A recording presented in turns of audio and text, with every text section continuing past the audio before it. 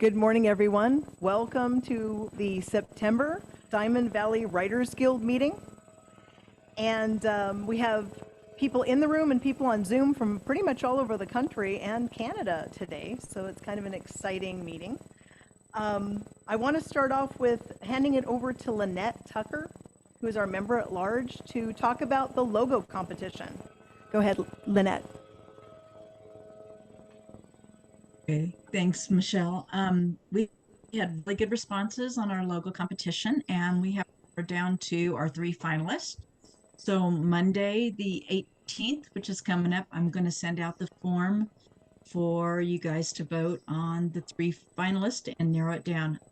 The window open from the 18th to October 15th, and then at the October general meeting, we'll go ahead and announce the winning logo. So we're really excited about that. We're going to use that social. Well, yeah, that's. We will you'd be using the logo on our social media and other things like that. So three great finalists, and I'm excited for you guys to go ahead and vote on our winner.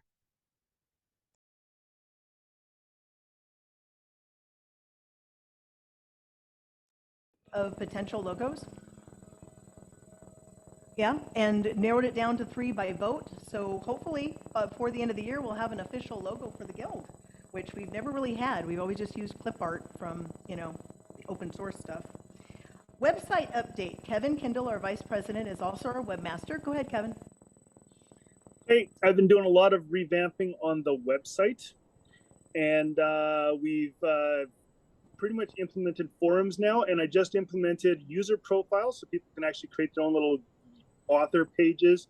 And just the other day, I figured out how to tie those user profiles to the member books section.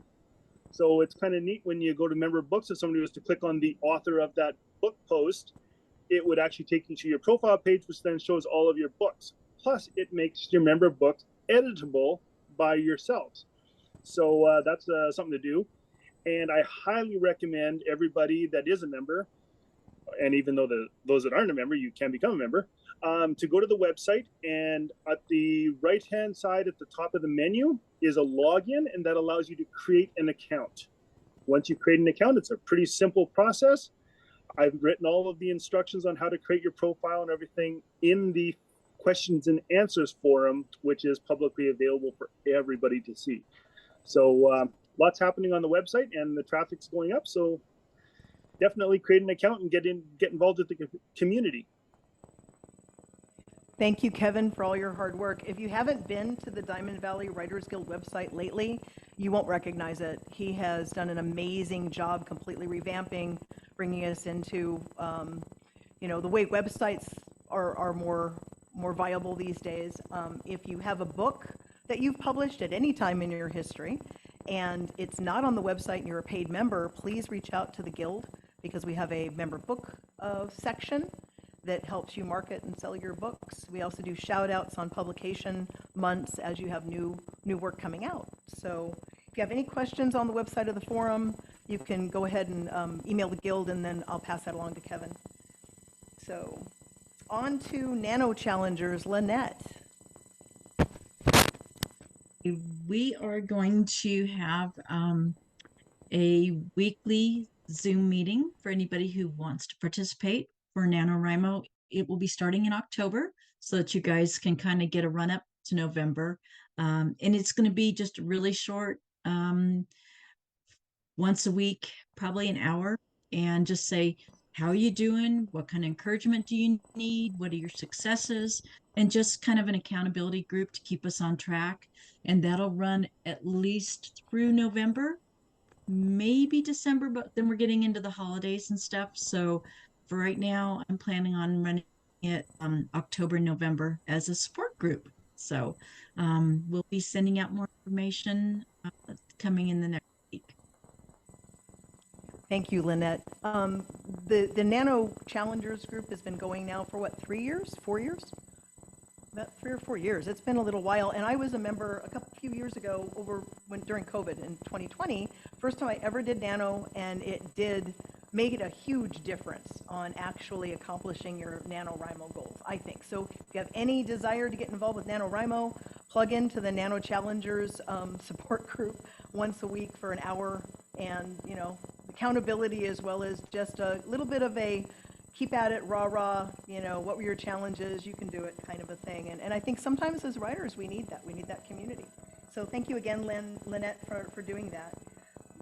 Okay, I want to make an announcement. We have our election of officers coming up in October. Every year, we elect half of our board. This year, it's for president and for treasurer. So I'm going to read basically when the guild was founded, Lynn created guidelines for the elections as part of the bylaws. So I'm going to go ahead and just read that out loud. And then if you have any questions, you can see me after the meeting. If you have any questions on Zoom about offices, you can contact a board member, talk on Zoom after the meeting to one of the board members.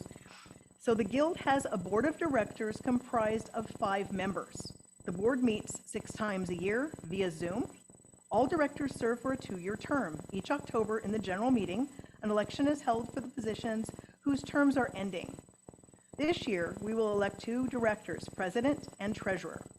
To help facilitate a smooth election process, here are some reminders regarding candidate eligibility and voting procedures. Only current 2023 paid members in good standing are eligible to run for office. Any paid member may nominate another paid member for an office. The nomination must be seconded by a paid member, at which time the nominee may accept or decline.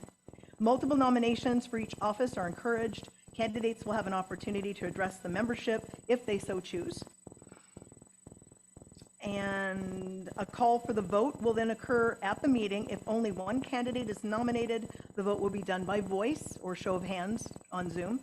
If 2 or more are nominated, the vote will be cast by ballot. In-person attendees by paper ballot and Zoom attendees by an electronic ballot that'll be put into the chat. It's a Google Doc. Election results are tallied and announced at the meeting.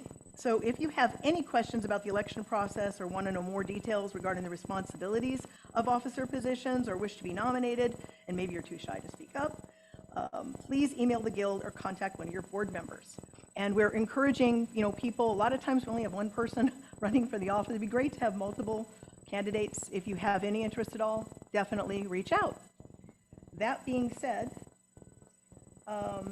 member successes. I know 2 of you in the room had something you wanted to share. So if you can come on up to that center mic over there, or would it be easier for them just to come to this mic, Liam? Okay. You have something. I know you do, Bob. Bob Norman's here, and he had mentioned something earlier that is pretty exciting. So you are next. Member successes are project starts or completions, recent publications, maybe an announcement writing related of an upcoming competition you've heard about that other members would like to know about, anything of that nature. Go ahead. Hi, my name's Bob Norman. I was just telling them this morning, I submitted into Book Baby, my book, baby, the other day. I haven't heard much back from them. This is all new to me. I approached it not necessarily wanting to be a great writer. I just wanted to get some books I could get out to family and friends. It's 36 stories, 36 short stories, put into a book form, 54 pictures. I got a lot more information here, but some of you probably already know Book Baby, or you have your own publishers you go to, so I don't know really what else I can add at the moment. So. Is it already out? No, it was submitted last week. They're in the process of working on it now. They're going to design the cover and format the inside. I had 2 proofreaders of my own. They wanted $10 a page for a line editing, which is a little bit more than I have to spend. So we'll see what comes of it all. It's all new to me. They're supposed to send me everything as they go along. They send it to me. I have to okay it, or if I don't okay it, then we take it in another direction. Well, good. Well, you'll have to let us know when your publication date is, so we can do a shout out and we get the book on the website, market it for you a little bit. Congratulations. Thank you. That's exciting. Anyone else have anything? Greg, did you want to say something? Come on. He's coming to the mic. I always get excited about member successes because it every time someone succeeds at something, it's a rising tide lifts all boats kind of mentality. We want to applaud people's successes. Go ahead, Fred. Well, this isn't really my success or my story to tell about, but we were discussing before we were getting all set up. A neighbor of mine had written a book. It was kind of a collection of recipes and little quips and poems that had been written and things that he was attracted to 20 years ago. And as most struggling artists and writers have found, getting anything published on your own is very, very difficult, particularly 20 years ago. In today's world, we have BookBaby and any number of ways of getting books published if you're interested in self-publishing books. On CNN, I saw one the other day, we'll help you, get your manuscript out there. Well, this poor guy for 20 years has had this little Xerox copy of this thing floating around, and, he'd show it to somebody and they'd get a chuckle out of it, but it was his only copy. So I was talking to him and I said, well, why don't you publish it? Anybody can publish a book now. It's simple. He said, oh no, this has color and, I don't have anything in a file or anything like that. I wouldn't know how to go about doing that. So I said, well, let me take a look at it. So he had this one copy that had been printed years ago, and the edge of it had these perforations, and it had been pressed together, and so I had to carefully take apart this thing. And I pulled it apart, and he had like 30 pages front and back that were printed in color. And so I threw them on a scanner, scanned the thing in, and because it was printed on color paper, there were all kinds of problems. And, adjusted some curves and, adjusted all this stuff, and finally got something that looked like you could almost get away with it. And it had a cover, but it didn't have an interior page and everything. So basically what I did is I took his piece that he was marginally proud of and put it together in a form that was suitable to send off to KDP Amazon.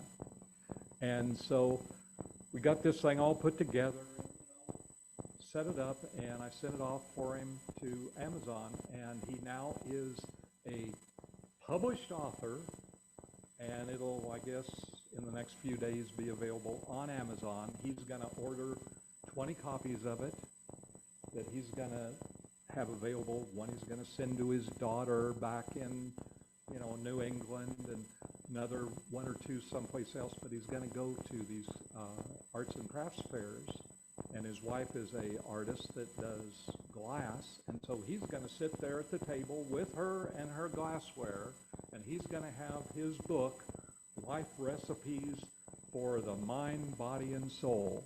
And he's got a pen name, so he doesn't even have to be embarrassed if somebody comes around and laughs at it, because, heck, he didn't have anything to do with it. It's a pen name. But he's excited about it. I was pleased to do it for him, and it just put a smile on his face and gave me a lot of joy to do it for him. So if you want to publish something, this is the period in time with self-publishing is actually possible. And if you want one copy, you can print on demand through Amazon. You can get your one copy to sit there on your coffee table and say, I did that. It'll make you happy too. Thank you, Greg. Let him know. We'll help him promote his book if he wants to join the guild. Give him some information. Also, that being said, there is an entire conference in Las Vegas coming up in November devoted specifically to self-published authors, and there's a huge lineup of people. It's called 20 Books to 50K. I don't know if you guys have heard of that. I'm sure Tim has, because he lives in Vegas. A lot of people are going to be there. I know Jonathan Mayberry is going to be there. The Winter Twins. I think I saw, in fact, when I talked to Brian McCaffrey a couple of months ago, he's going to be there. Larry Correa, Steve Diamond. There's a lot of people. So if you are wanting to learn how to self-publish and really, really make a difference to where you can get 20 books to 50K, that conference in Las Vegas is happening. I think it's about the 6th through the 9th, I think, of November. You can just Google it, 20 books to 50K. Anyone on Zoom have an announcement to make? No announcements, no successes, nothing you want to share? Okay, I don't see anybody. All right, anyone else in the room? Are we good there? Okay, well, I'd like oh, yes, do you have?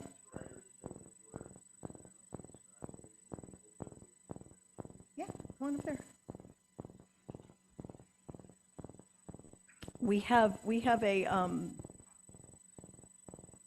one more announcement from a member. Hold on.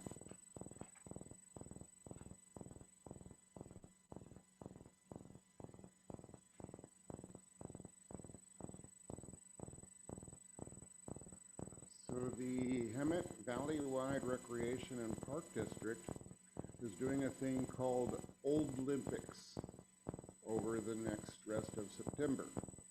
There will be a Scrabble tournament.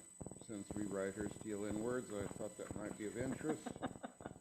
The Scrabble tournament as an Olympic will be later this month. Where is it? Do you have a website you could just give it to them? Maybe Valley-wide Recreation. In parks. Okay, you could probably Google Valley-wide Recreation and Parks. I'm sure they've got information on their website about that. Thank you so much for letting them know if anyone wants to do Scrabble. Scrabble will be Saturday, September 30th. So about a week and a half from now. It says about 4 hours. There'll be a trophy for the winner and a dinner. All right, thank you for sharing. All right, any more announcements on Zoom? No? Okay, we're going to move on to our writing tips. So if everyone on Zoom could please mute their mics. And I'm going to turn this over to Brenda Hill, who has graciously stepped forward to do our tips. And I want to tell you a little bit about Brenda. She's been pretty much a member of the Guild since day one. She's been around quite a while, longer than I have. Knew about it before it actually was formed, because Lynn was bouncing off ideas with her before they actually formed the Guild.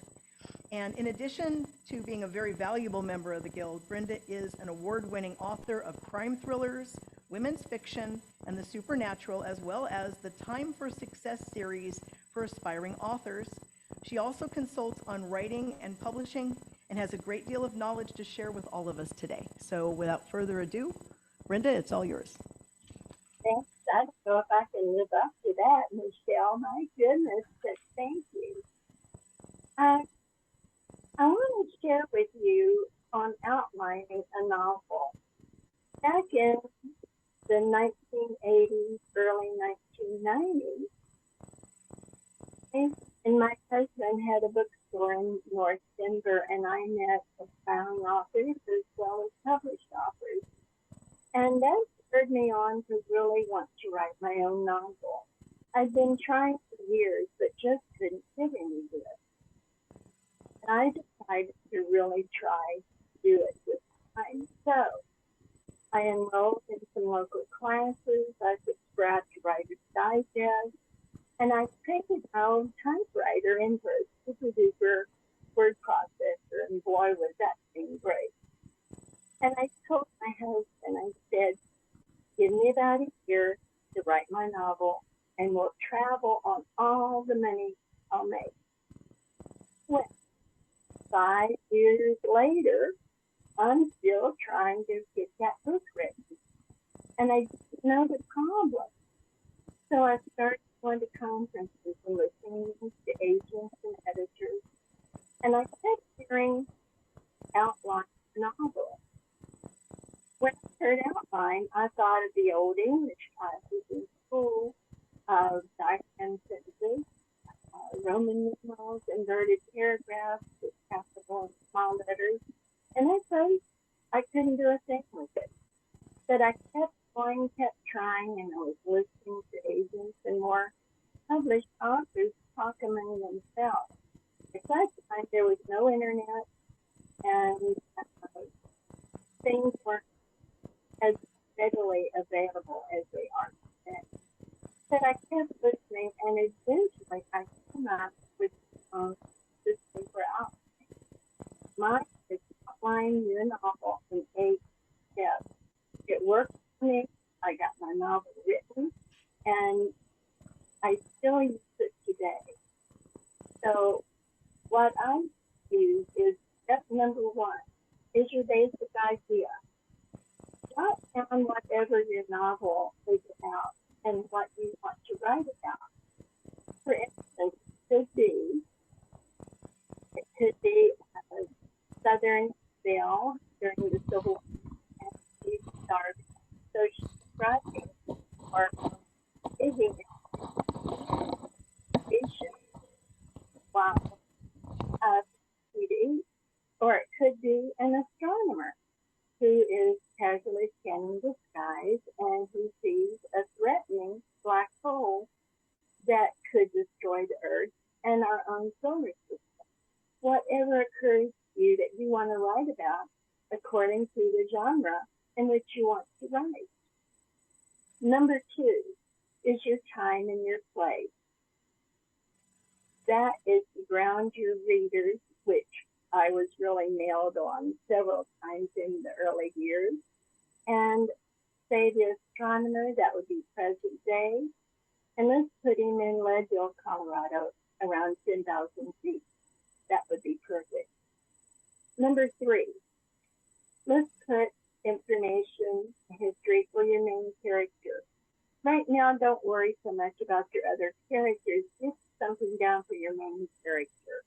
Let's say for the astronomer, he's married, devoted to his family, has a daughter, 5-ish, just young enough to climb on her daddy's lap for a story, because we all love stories.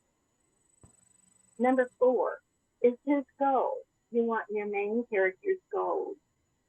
And what is so important to your character that almost is important.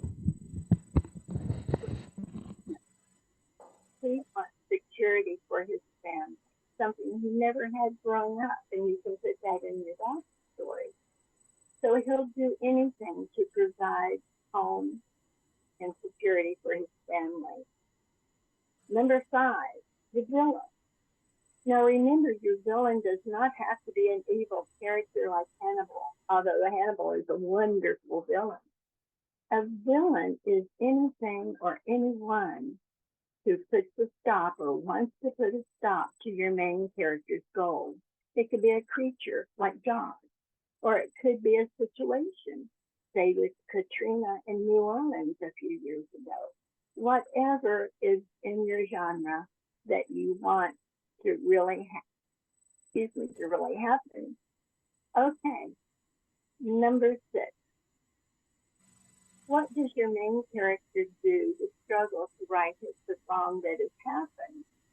What are some of his flaws that spirals him in despair when things go wrong? Write down some of his struggles because readers want to see that. They want it on a page so they can read it and go along with him and have sympathy for him. So be sure and put everything down, not just his good points, but his flaws, because his struggles are going to be such an important part of the novel.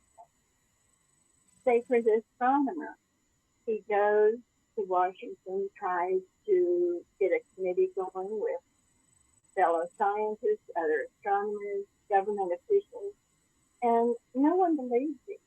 So he fails, and he goes home.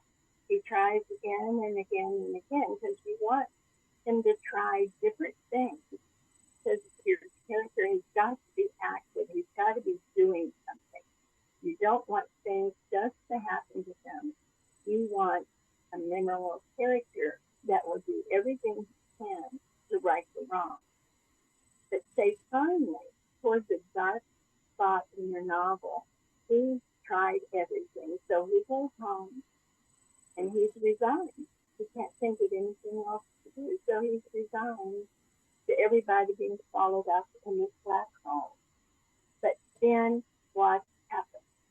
Something must happen would spur him on for that last great effort. Perhaps his daughter comes on his lap and tells him she loves him and wants his story. And he's so overwhelmed with love for her that he decides he's going to make one last effort to do this. He's going to try. And number 8 is your ending. And it can be whatever you want according to your genre in which you're writing in. He can succeed however you want to do that, or he can fail. And the earth and the solar system is swallowed up. But try not to make it too terrible because you want to leave your readers with a little bit of hope. Maybe something happens. It's like in some of the shark movies.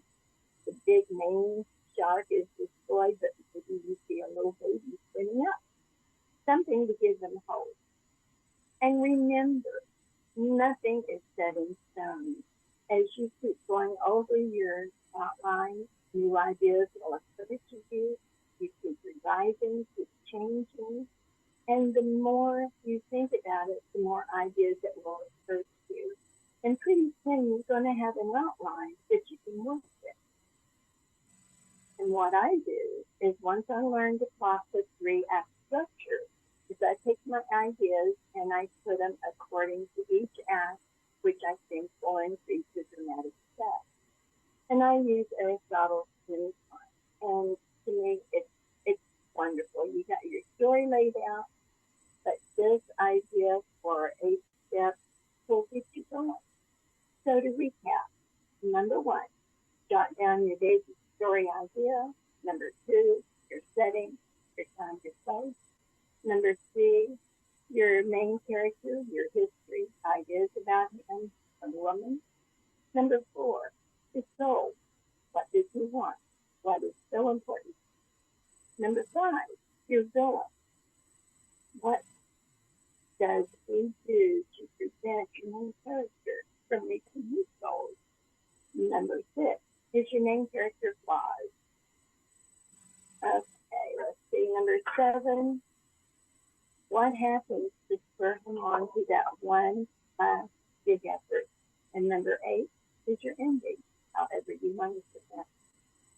So once you're happy with your story and your notes, you've got an outline you can work with. That helps me, so I hope it helps you as well. Good luck. Okay, Michelle, thank you.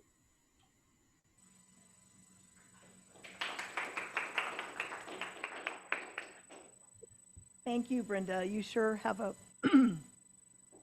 hold on, mic's not on.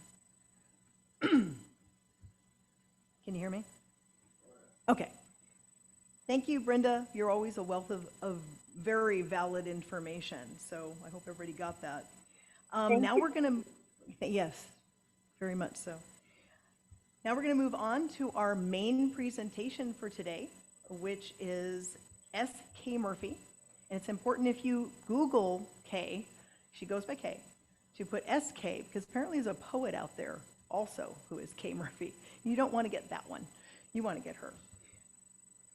So she's going to be speaking to us today on the subconscious as a superpower. And S.K. Murphy is a poet, a freelance writer, and the author of 4 books, published both traditionally and independently. She holds a master's degree in British and American literature, has taught both high school and college English as her day job, but is also known as mom and nana to her kids and grandkids. Her fur kids include 2 rescue dogs and 1 black cat. If you could please welcome guild member, longtime guild member, S.K. Murphy. Thank you.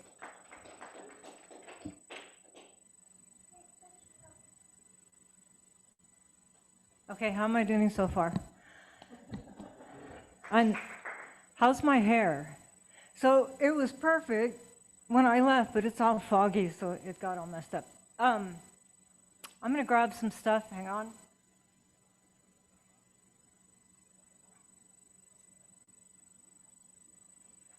Before I start, I wanna thank Brenda Hill for her writing tips, but also because she dropped my name to Michelle as a guest speaker. So Brenda, I really appreciate you doing that.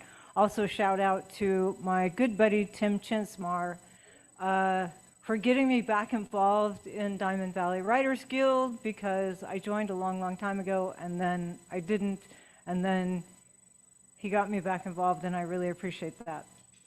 I have before me this little box because I brought you gifts.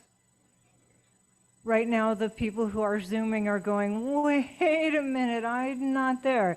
So you're missing out on, I brought some bookmarks, I brought some pencils that say right now, W-R-I-T-E, right now. I have these printed up specially for myself, so I brought you some pencils, some bookmarks, some chocolate, some Tootsie Roll Pops. I'm gonna pass the box around, so take what you want. Please take all the chocolate and don't make me take it home.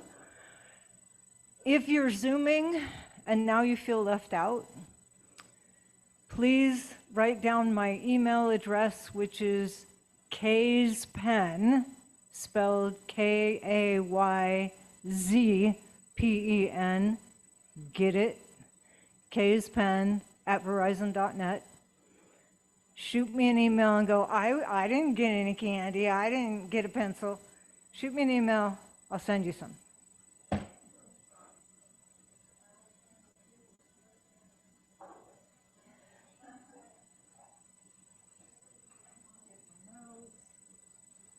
Put this right here. I feel like there we go. Stand on my tiptoes. Okay. So while the nice little gifts are going around, I'm going to say some really unimportant things. And the reason why they're not important, they're not germane to my topic today, is that you need time to size me up, which I think is a really good little phrase that we use, like, you have to size me up. Because this response that we have is subconscious and it's primal. This idea that when we meet somebody new, and I know I'm relatively new to the guild,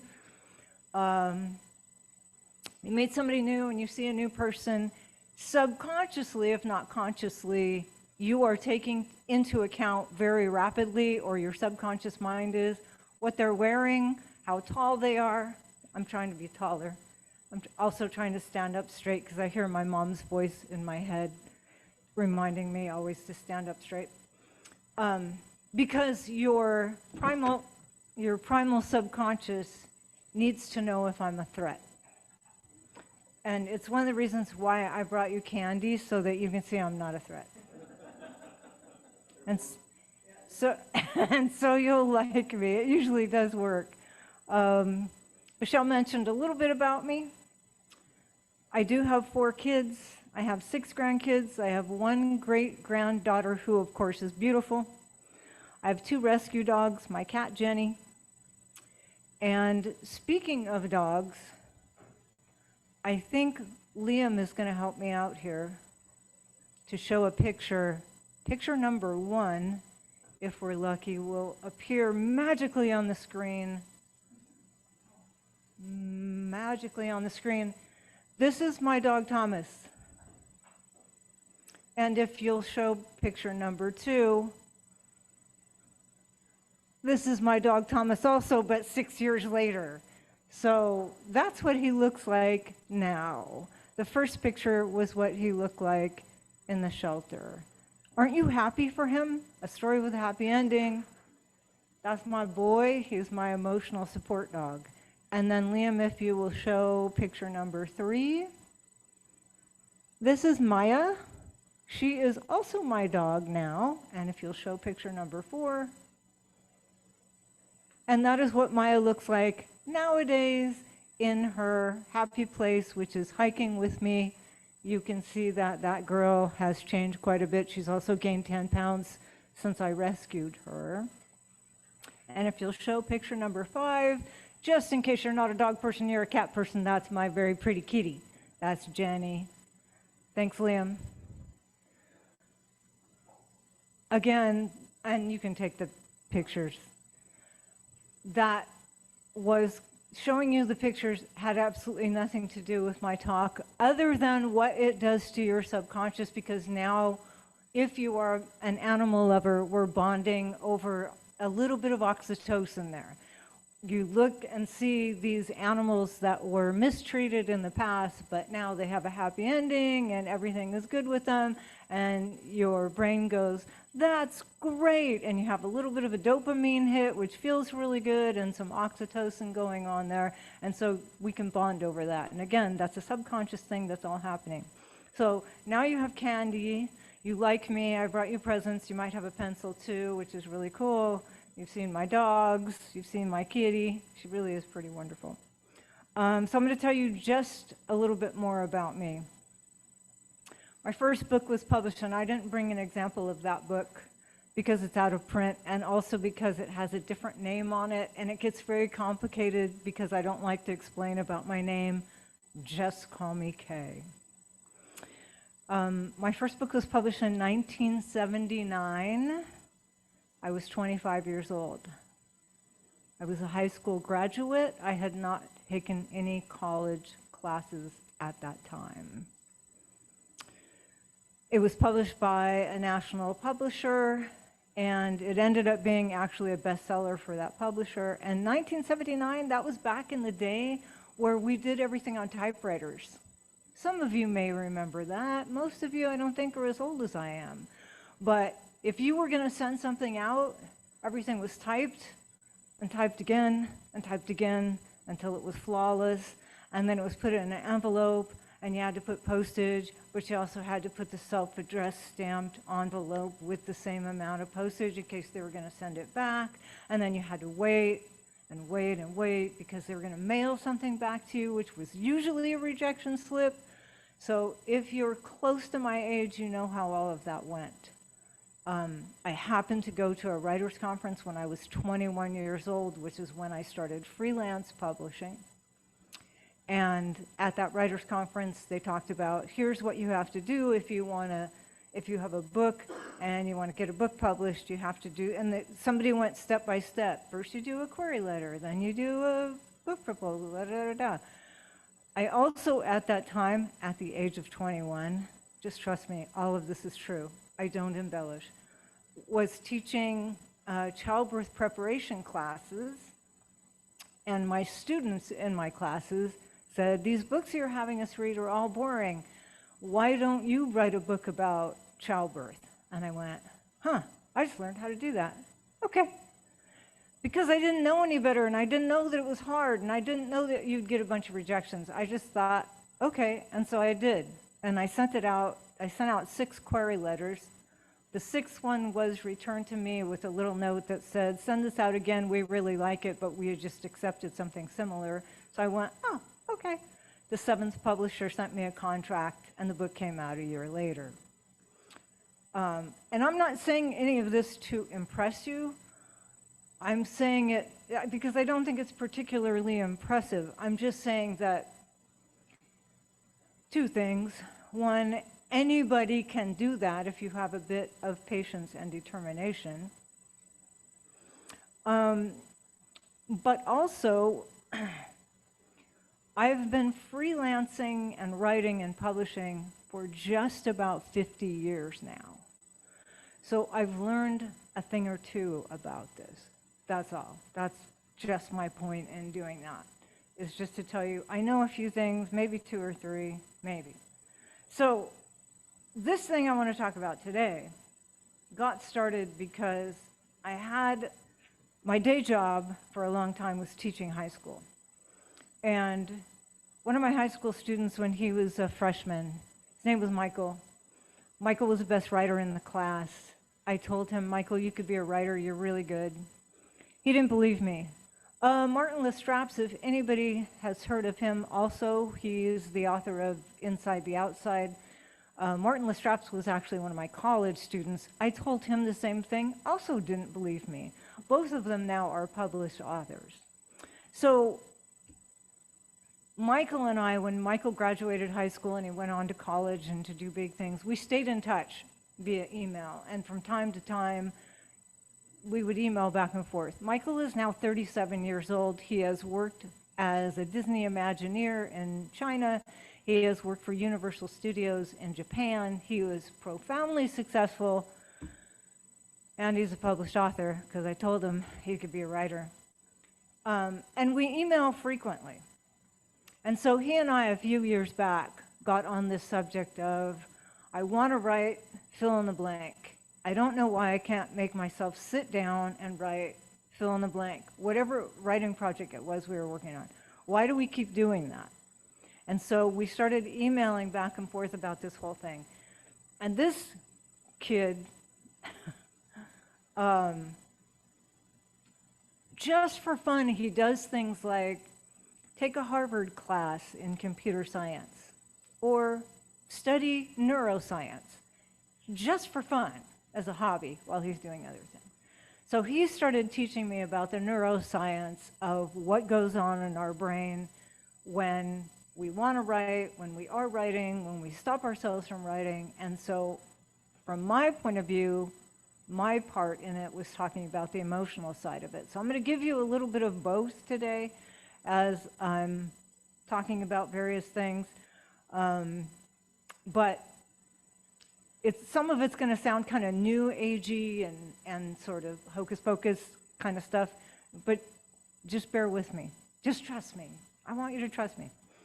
So Michael's book, and by the way, I did bring some of my books today, but honestly, I don't care if I sell any. You don't have to buy any of my books today to make me feel good. I don't really care about that because that's not why I'm here. I'm here because I have a love for other writers and because other writers helped me. From the time I was very young, they said, this is how you do it. And I took a lot of notes and I did it. So that's why I'm here. However, if you want to buy a book, I didn't bring a bunch of Michael's books because this is the only one I have. But if you write novels or screenplays, I highly recommend this book. It's like Save the Cat, if you're familiar with that book, only 10 times better. It's called Blockbuster Blueprint. His nom de plume is M.L. Welker. And again, you can, if you're here and you want to look at it later, please feel free. Just grab it from me or something. If you're Zooming, you can open another window actually right now and find it on Amazon. Really, really good. Really, really good book, Michael's book. So that's my little shout out to him, because he's a good kid. So I'm asking you to keep an open mind, and having said that, the Buddha said our lives are shaped by our minds, and we become what we think. We become what we think. So I'm going to ask you to do something really, really hard right now, especially because you know how many writers are introverts. And if I were sitting where you guys are sitting, it would be really hard for me, but I'm going to ask it anyway. Will you please stand up? And if you're Zooming at home, I know you're really comfortable and you have your cat in your lap or your dog in your lap, but will you please stand up? If you can. If you can't stand up, don't. Just stand up. I'll explain why later. Move your little body around. Okay, now what? Okay, no, I'm not going to ask you to do anything.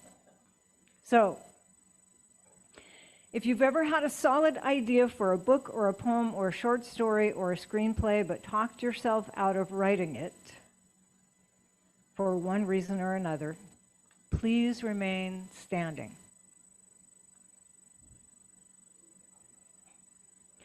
If you've ever told yourself, tomorrow I'm going to sit down and get to it and write because you had a block of time with nothing scheduled, but tomorrow came, and lo and behold, the time got filled, and you never did write a word, please remain standing. All right, these are my people right here. This is my tribe. And if you've ever started a writing project of any kind, a poem, a story, a book, a screenplay, but later abandoned it, so the average is 3 chapters. You got 3 chapters in, but then the 3 chapters are still on your computer, and you've never finished them, please remain standing. Okay, you can sit down. So we're all in good company. We all make excuses, and it's all so similar because as Michael and I started sharing back and forth, we started realizing we have the same experiences. My personal favorite is the I don't have time. So I have been regularly journaling since college. And I journal about everything that's going on in my life, with my kids, with my grandkids, et cetera, et cetera.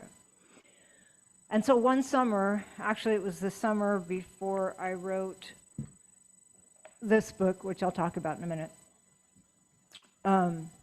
One summer I decided to read through my journals. I don't know, I didn't have anything to read, and I sat down one night and I'm going to read through my journals. And what I discovered that I was doing in the 1990s was writing repeatedly in these long, handwritten journal entries. I would write blah, blah, blah, but I don't have time to write. I really want to do this, but I don't have time to write. I wrote and wrote and wrote and wrote about it to the point of, I'm like, what else? Is there anything about my family, my dog, anything? No, it's all about, I would write more, except I don't have time. But I wrote it over and over. And that just was an epiphany for me, because that was my subconscious mind protecting me. The not starting those writing projects was my subconscious mind protecting me in a very sweet and a gentle way. So I'm going to tell you really quickly a little bit more about my dog, Thomas, the one that you saw. Thomas was very shut down when I got him. It took me a long time to teach him how to walk on a leash. And then once I did, he's terrified of people. He still is. And so I would take him out into the hills so it was just the two of us, and he would come alive. Same as with Maya, the other dog. She was very, very shut down. Taking her out to hike when there's no humans around makes her very happy. Makes me very happy too, probably for the same reason. So Thomas, I learned, if we were walking down a trail and way, way down the trail he saw another person, he would very gently move himself in front of me. He's German Shepherd and cattle dog. And so his herding instinct would come in, and he would just try to turn me around. Anytime he felt threatened, he would try to turn me around. Before Thomas, I had another dog, Alex. Alex was a Rottweiler and Chow mix. So imagine a great, big, chubby black dog with Rottweiler markings, but furry like a Chow dog. And Alex had a different way of protecting me. With Alex, it was intimidation. So if I opened the door to a stranger, he would stand next to me with the screen separating us and just bark, bark, bark, bark, growl a little bit, bark, bark, bark. That was Alex, just protecting me. Our subconscious works in the very same way. So the idea for a lot of us of sitting down and writing is anxiety producing. Why? Because there's so much spinning around in your subconscious. What if I write this and it's not any good? What if I write this and nobody wants to read it? What if I write this and nobody wants to publish it? What if I spend hours and hours and days and weeks and months and years and I write this and I'm sending it out and there's no publisher and nobody will ever read it and it's just a waste of time, and anyway, I'm going to go on Facebook for a while and think about that. Right? So it's anxiety producing to do that. And our subconscious wants to protect us. It's a defense mechanism to stop and do something else when we feel anxious. That's a defense mechanism. Your subconscious here is not trying to be a villain. All of those loops that you have, especially if you have loops from people who told you that you can't do it. I could tell you stories all day about people telling me I couldn't do it or suggesting I couldn't do it. Martin Lestrap's the author that I mentioned earlier, author of Inside the Outside, which is an award-winning book, which at some point was #1 on Amazon for horror, if you like horror.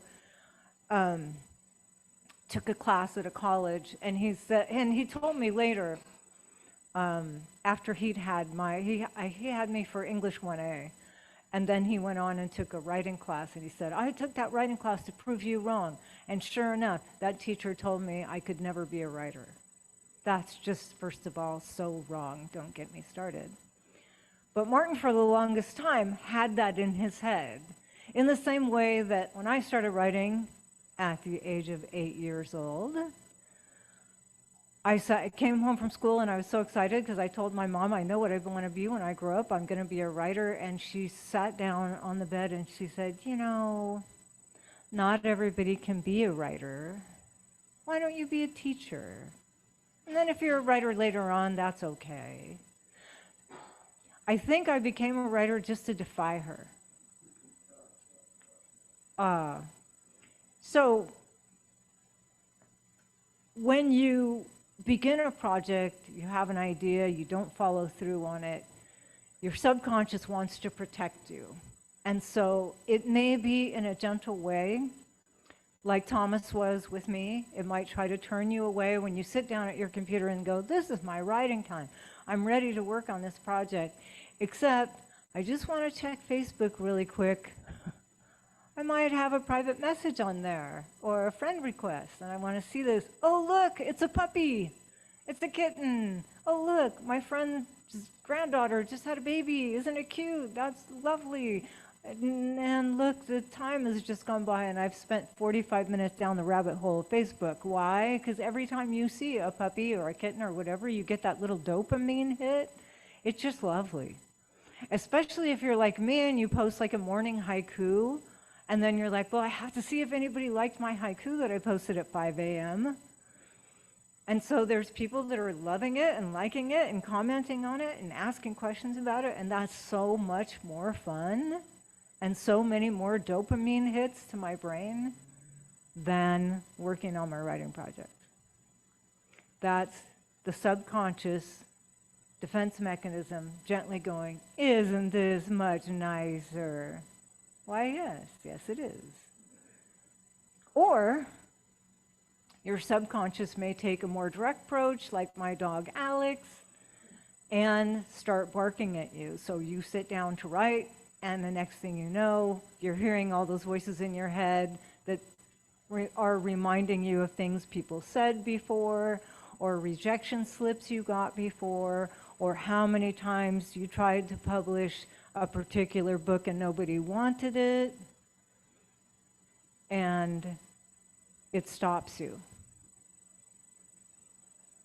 So let me tell you a little bit about this book really quickly. This is my, okay. Oh, it's 6 o'clock. Okay, just checking. All right.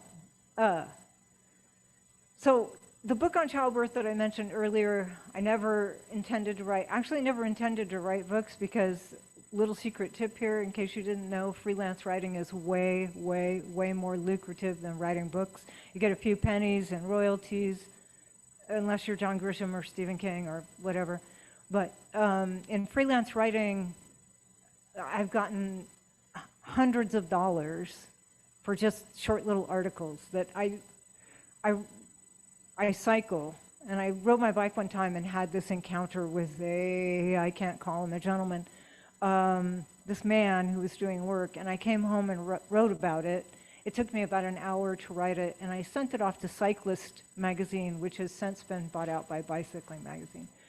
And I sent it off just like a letter to the editor kind of thing, and a few months later, they sent something back to me, and I was standing over my recycle bin about to tear it up because I thought they were asking me for, I already paid my subscription, and I ripped it open, and it was a check for $395 for a piece that took me an hour to write. I didn't even intend to submit it to them as an article. They just went, okay, we're publishing this. Here's some money. They threw it at me. It's way more lucrative to do the freelance thing. So I never intended really to write books, but books have popped up. So the childbirth book just popped up and I wrote it and it got published. When I was 35, I found out that my mother's grandmother had been tried for murder, for multiple murders. You're going to want to write her name down if you're interested in true crime. It's Bertha Gifford, Gifford. If you get bored later today, just Google her name, Bertha Gifford. Don't believe everything you read online because her story has been exploited. But I was unaware of her story. It was a secret that my mother had kept until she was in her 70s. And I found out about it. I tried to talk to her about it. She wouldn't talk to me for years. Finally, she had pneumonia. She thought she was dying. She wasn't. She finally told me about Bertha's story and said, yes, my grandmother, my very beloved grandmother, was tried for murder. She supposedly poisoned a few people. It ended up being far more than a few people, as you'll see if you Google her name. And Mom and I took a trip to Missouri so that we could go back and go to the library and look up copies of the St. Louis Post-Dispatch and find out about her. We found out way more than we had bargained for about what she had done, what she had been accused of, et cetera, et cetera. It took my life on this whole trajectory. I wanted to write about it so bad, and my mother wouldn't let me until she was in her 80s, and then she goes, I don't care anymore, just go ahead, write whatever you want. So I wrote this book, and when I wrote this book, let me tell you, there was a lot of angst around this book because it is a memoir about my trip with my mom, about my great-grandmother Bertha, about what she was accused of versus what can be proven. And because I've never had a great relationship with my mom, it was a really, really scary project to work on. And so I put it off for the longest time. And The Tainted Legacy of Bertha Gifford. The Tainted Legacy of Bertha Gifford. You're so welcome. One day I had to get work done on my truck, so I took a notebook, and while they were servicing my truck, I sat in the service center waiting room, and I started the prologue for this book. My hands were shaking. I wrote for an hour without stopping, longhand. My hands never stopped shaking. That's how scary it was to dive into the project of this book. And I knew when I went home that day that if I took that notebook and set it aside, I would never finish this book. So I spent the summer writing it, and I wrote the whole thing in a summer. 5 years of looking for a publisher, nobody would publish it. And I was going to just stop and go, okay, forget it. I've heard everything from nobody reads memoir anymore to, yeah, your great-grandmother is now famous because there's a Deadly Women episode about her. It's on YouTube. You can watch it. Blah, blah, blah. But who are you? You're nobody. So nobody's going to want to read your memoir about her, et cetera, et cetera. I heard all that. So I independently published it. Yay. Because a historian in Missouri whom I had contacted through research on my great-grandmother said, man, if I had a book about Bertha, I'd sell 100 of them every time I give talks about her. Like, you give talks about my great-grandmother? I don't even know you. And actually, Mark Hausman was the gentleman who said that. Mark was right, because When the book was published, I went back and did a tour back there and sold at least 100 books. I do that I used to do it every summer, go back to Missouri and just sell a whole bunch of books back there. And now, of course, because she's all over YouTube, she's all over the internet, somebody in Australia bought this book last month. So thank you, Australia person, whoever you are, for buying that. It's still selling, I guess, is my point. And it's been out since, whatever, 2012. So, yeah, I could talk all day about the difference between traditionally publishing and independently publishing, but that's a whole other thing. The thing is, we need to write as writers. And the reason we need to write is that we sublimate. We take everything that's happened to us emotionally, all of those things, any pain that you've ever had, actually our joys, our sorrows, and we sublimate them. They go into our subconscious. And our writing is the way we express that, whether it's a poem or a short story, a screenplay, a novel, a memoir. That is when we release all that. And if you've ever been working on a novel, doing some kind of fiction work, and you write something and it's really good, and you go, I don't even know where those plot points came from. It just came out of the thin air. No, it didn't come out of the thin air. It came out of your subconscious mind because it's been in there for a long, long time. You're just not aware of it. We need to be writing. And I want you to think about a couple of things, and then I'm going to get to my how do you get around your subconscious points. If you write every day, I did this one year too. I wrote 1,000 words a day for a year.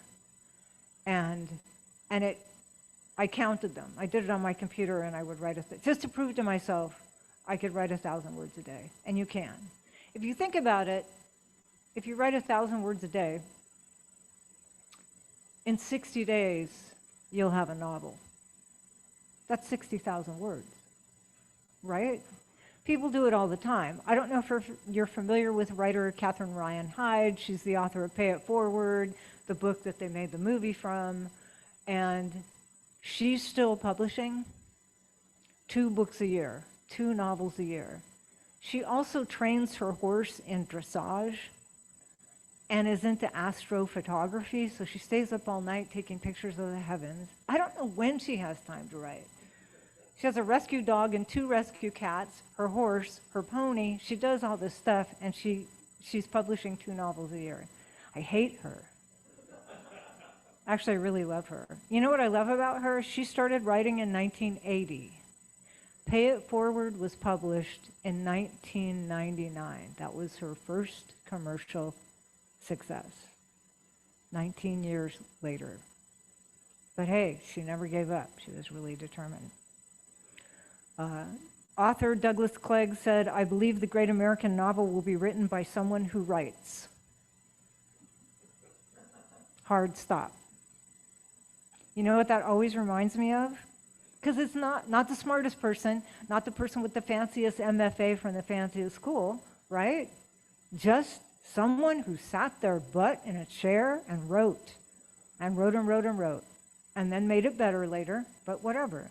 It always reminds me of that one Southern woman, you know, Nell, the one that wrote that one book, the one that's still in publication 60 years later. We know her better as Harper Lee. Her friends gave her enough money to live for a year without working so she could work on this book, To Kill a Mockingbird, and she did. Is it the best novel that's ever been written? No. Is it wonderful, though? Yes. Don't argue with me about that either. I will come at you. I wanted to mention 2 really quickly. Where's that other book? About writing a lot, because Lynette was mentioning NaNoWriMo. I wrote this book for NaNoWriMo and then self-published it just for fun so I could put it in my classroom, so when kids didn't bring a book for silent reading, they had to read my book. Because I didn't want them to read my great-grandmother's been referred to as a serial killer. I didn't want them to read the serial killer book. So NaNoWriMo, National Novel Writing Month, occurs in November. The idea is that you write 50,000 words in 30 days. So I think that comes out to, if I remember correctly, 1,600 words a day. So you have to divide it up. When I did this book, Ghost Grandma, it's a young adult novel. You're not interested. Or maybe you are if you have a teenager at home. I wrote Ghost Grandma while I was still teaching high school, which meant I had to write 800 words in the morning before I left for work at 7, and then 800 words when I came home from work at between 4 and 5 o'clock in the evening after dinner. Also, I had my elderly mother living with me, so if she had doctor's appointments or whatever, I had to take her. So I was caring for my mom. That was challenging. I sometimes fell asleep at the keyboard, literally. I often woke up in the morning when I don't remember what I wrote last night, and then I would read it and go, damn, that's good. I don't know how, but I did. Now that I'm retired, I really should do NaNoWriMo again. But I did it just to prove to myself that I could do it.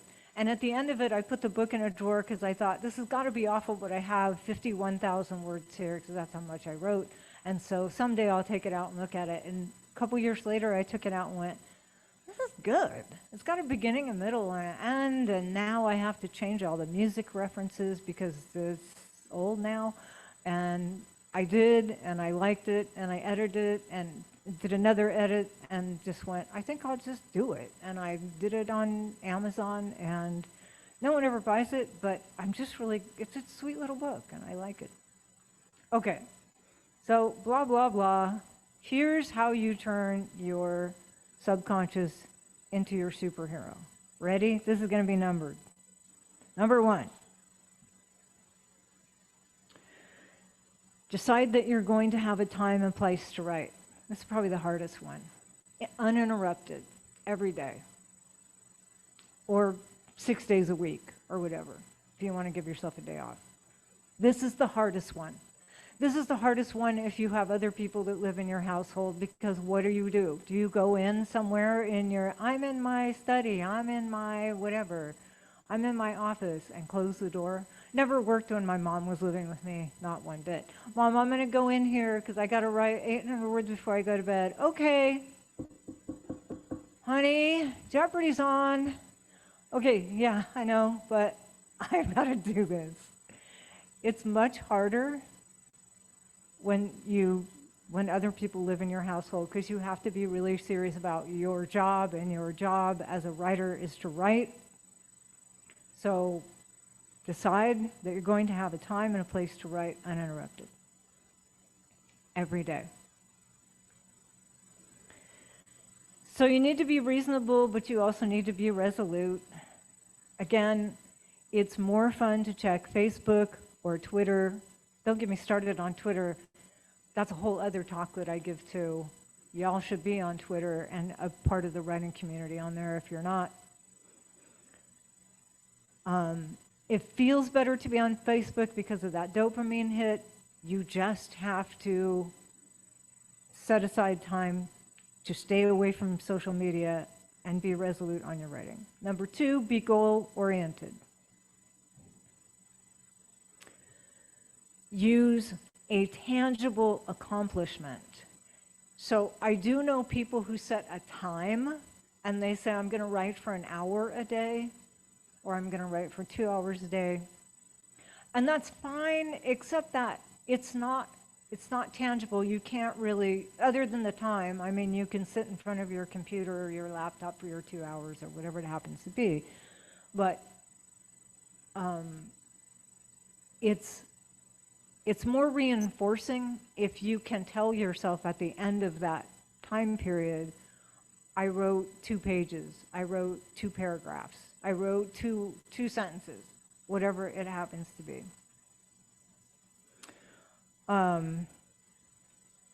there was this young lawyer I mentioned earlier, John Grisham, who wrote A Time to Kill. I believe it was 1 page a day, which is about 500 words. He would do his lawyerly stuff, and then in the evening he would sit down at a typewriter and he would type 1 page and drop it into a box. And then the next night he would do it again and do it again. And he wrote his first novel. And if you don't know, by the way, that book, A Time to Kill, they made that movie from it.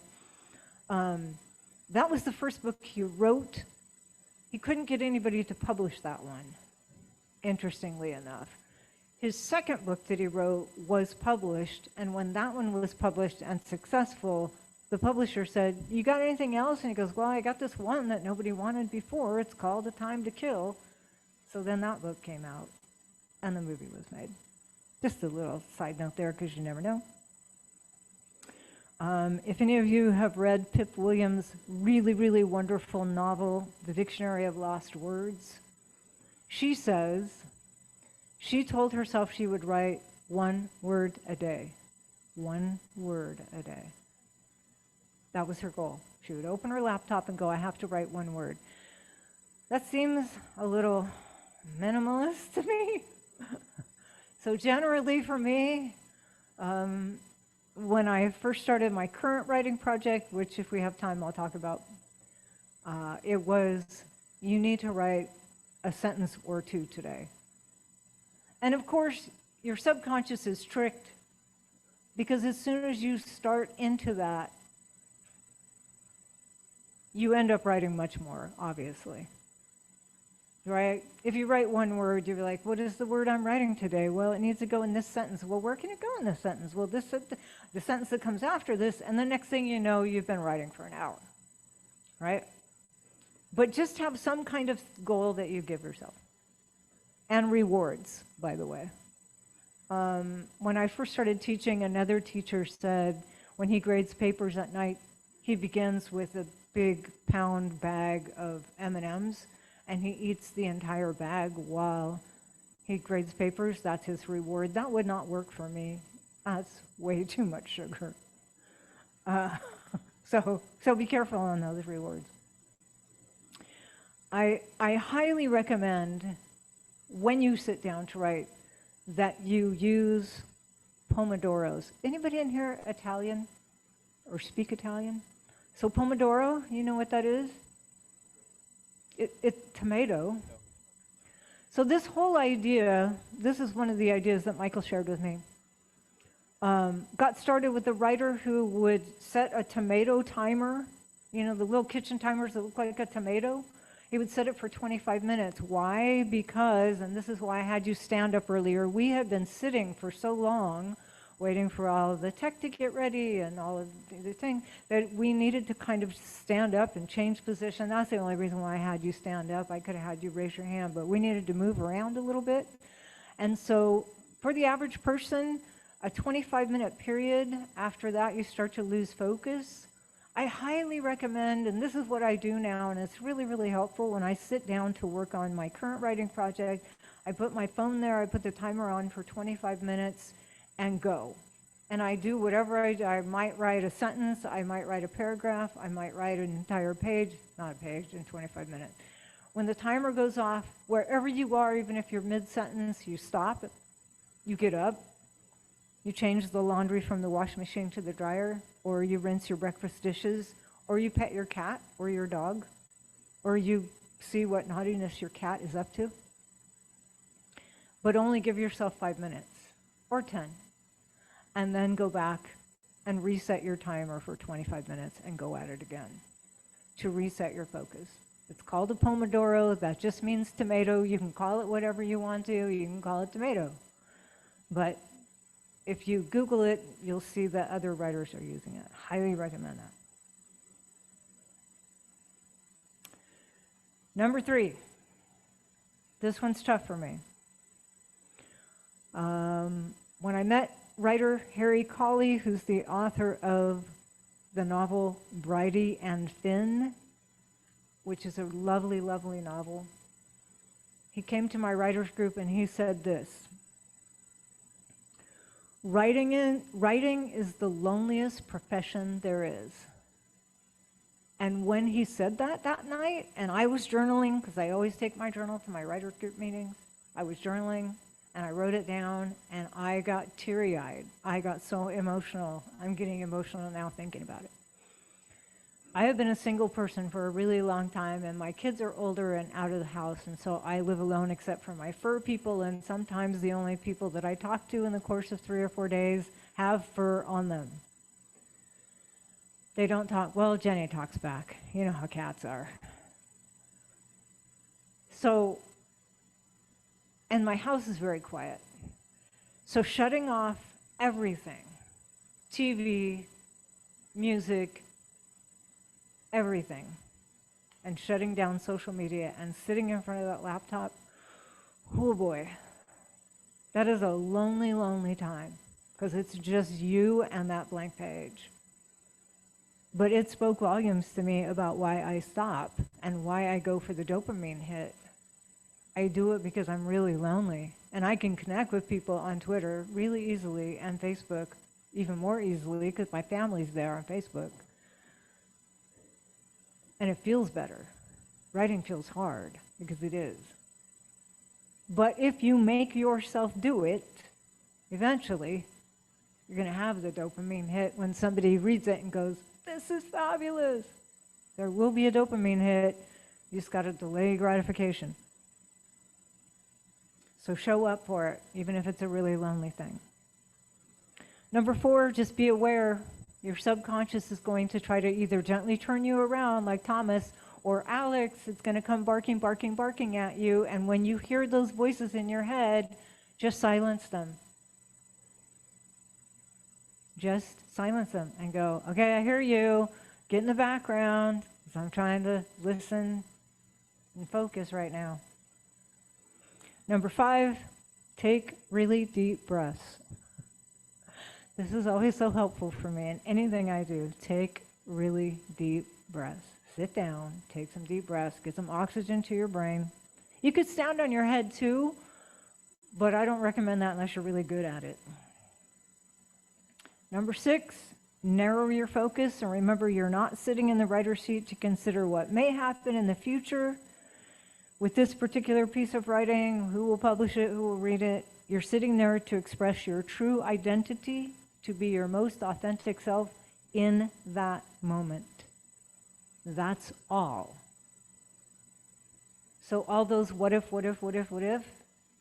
don't even listen to it. Just be in the moment. Take your deep breaths, you're in the moment. This is my authentic self. I'm going to express myself. I highly recommend 10 minutes of meditation, and I don't mean trying to find nirvana. I don't mean clearing your mind. I think that's impossible for writers. Maybe not. What I mean is just sitting down for 10 minutes, setting a timer, taking slow, deep breaths, and focusing on what you have to write that day. That's your meditation. You know how they say that you can be in the zone? Like, I was just writing and I really got in the zone. That's the trance state. That's literally being in what they call a trance, what psychologists call the trance state. And you can help bring on a trance state by meditating. As part of that, number 7, I highly recommend that you give yourself a mantra. And really this is just an affirmation, because a neural pathway opens in your brain every time you speak an affirmation aloud. One of my favorites, excuse my language, I am a kick-ass writer. Or, you can do this, Kay. You've done it before. Sometimes I'm just going to write one sentence. Sometimes that's my out loud affirmation. Open the laptop, take some deep breaths. I'm just going to write one sentence. I highly recommend that, and saying it out loud. And yes, it's going to feel weird if there's other people in the room, especially if you write at Starbucks. Open your laptop. I'm just going to write one sentence. We don't care. We're just drinking our lattes over here. Whatever works. Be mindful of the subconscious messages. They're going to pop up. Why are you wasting your time? Just smack them down with a positive affirmation. My writing is an important part of who I am. And just keep saying that. My writing is an important part of who I am, and I'm going to keep doing this. If you say that every day, it will become embedded in your subconscious mind, and your subconscious mind will have other things to say to you other than, you can't do this. You're not going to get published. So what's the story you've been telling yourself? That you're not good enough? You are. That you don't have time? You do. That it won't be perfect? It won't be. It doesn't have to be. To Kill a Mockingbird is not a perfect novel, but it's still in print after 60 years. And you can fix it if it's not perfect. You can always fix it. Our lives are shaped by our minds. We become what we think. Change the story you've been telling yourself. Unleash your superhero. Feel the power. Anybody have any questions? About my books, about my dogs, about me? Michelle, I don't know how we are on time. We're exactly where we need to be. Okay. Question and answer time. It's perfect timing. Okay. So I know we had one in the chat. Does the person with the question want to unmute, or do you want the question read? Read, correct? Yeah. So there was a question, I'm trying to back up to find it, that said that originally your novel about your grandmother was published under a different title. Correct. Can you guys hear me? I forgot that my speaker wasn't on. Okay. Do you want to ask your own question, or would you like me to ask the question? I'm asking the person on Zoom. Yeah, the question, okay, oh It gosh. was originally published under a different title, the book about your grandmother. This was originally published by And why did you change it? a That's the really, question. really horrible, really horrible. I didn't want to get into all that because I didn't want to veer off, but that's a great question, so thanks for asking it. Please don't read the original book. Well, I mean, the original book is basically the same, although when I redid it, I updated it. When I did the first book, my mother was still alive. When I redid it on Amazon, my mother had passed away, and so I kind of got to update it a little bit. Originally, some of you might be familiar with Publish America. Basically, they were doing Publish on Demand before Publish on Demand was popular. And they're a horrible, horrible business. And I had to wait. It's really complicated, but they did a really terrible job of publishing the book in the first place. So I had to wait 7 years until the copyright came back to me. And I just waited them out. I didn't try to market the book after they put it out. They set the retail price at $25. This is what, 200 something pages, barely 200 pages, not even that. And they set the retail price at $25. It was ridiculous. And I just didn't market it. I just waited 7 years until I got the copyright back, and then I published it on Amazon. Yay. With a slightly changed title and a much better cover and a much better interior. Well, thank you for that. Does anyone else on Zoom have any questions for Kay?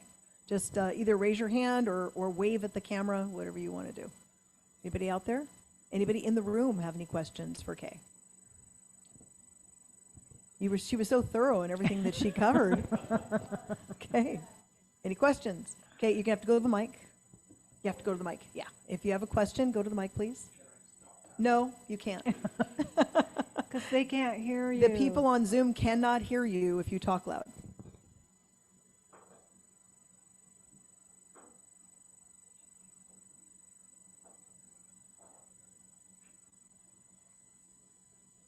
So it was just a little question, Kay. I wondered, are you still teaching? No. Thank goodness. I taught high school for 27 years. I taught college for, I think, 5 years because I was teaching them simultaneously. At the time, my kids were high school age, so I was teaching high school students all day long, then coming home to high school students, and then leaving and going off to teach English 1A classes at Chaffey College. It was a bit too much and exhausting, and I was never having time to write. Actually, and just really briefly, because I was going to mention this earlier, so thank you for asking the question. When my first book was published, I mentioned that I had not been to college. I only went to college because I went through a divorce when I was 30. And unfortunately, my husband vowed he would never pay child support, which he never did. So I knew I would always have to support our children. By the way, 3 of my kids are adopted special needs kids. And so I went back to school because I thought, well, Mom's right. I need to be a teacher because I need a day job. And became a high school teacher. And it was in going to college that actually I was able to really, really hone my writing skills, which were okay to begin with. I started when I was 8 years old writing because my 4th grade teacher said you could be a writer, and I believed her. I didn't really get good at the freelancing and branch out in that until after my college days, which was, and after I started to, because I just didn't have time. I did a few things, sent a few things out, but that day job of teaching got me a pension, and which was lovely because now I'm retired, so I have my pension, so I don't have to work anymore, so my work is my writing now. And previous to my divorce, I was writing every single day.